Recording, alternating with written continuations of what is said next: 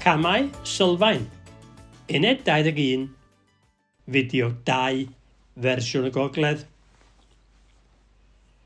Disgrifio Golwg. Yn y fideo hwn, da ni'n mynd i barhau i ddisgrifio Golwg. In this video, we're going to continue describing appearances. Da chi'n cofio Uned 2? Do you remember learning about possessions in Unit 2? To say that we have something in Gymraeg, we use the pattern mae gen I. Enghraifft, mae gen I flodau. I have flowers. Mae gen I brig genwair. I have a worm. Cofiwch, there's a treiglad meddal after gen I. Mae gen I flodau. Mae gen I brig genwair. We use the same pattern to talk about appearances. Gwrandewch ac ailadroddwch ar fy ôl I. Mae gen I wallt tywyll. I have dark hair. Mae gen ti got goch. You have a red coat. Mae gyna fo fwstash. He has a moustache. Mae gyna hi het binc. She has a pink hat.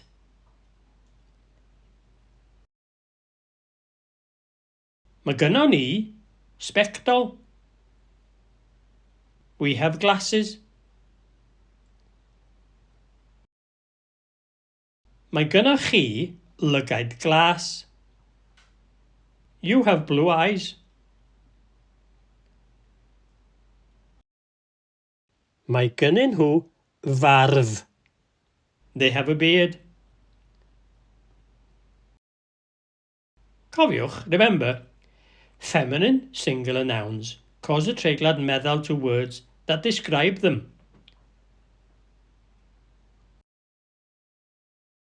Coat, a, coch. Coat, goch. Het, a, pink. Het, bink. To ask someone if they have something, we start the question with oes. Oes gen ti lygaid brown? Do you have brown eyes? Oes gyna fo wallt golau? Does he have light hair? As you've learnt, the answer to the question is either oes or nac oes. Enghraifft. Oes gen ti lygaid brown? Oes. Oes gyna fo wallt golau? Nac oes. Iawn. Yn olaf, lastly, to ask what colour something is, we say, pa liw ydi hwn? What colour is this? Pa liw iau ydyn nhw? What colours are they? Eich tro chi rwan. Your turn now. Dwedwch ar fy ôl I. Pa liw ydi hwn? Glas. Pa liwiau ydyn nhw? Du a gwyn. Da iawn.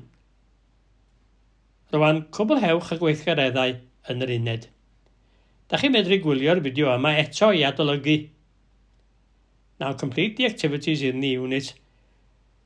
You can watch this video again if you wish to revise. Pob lwc!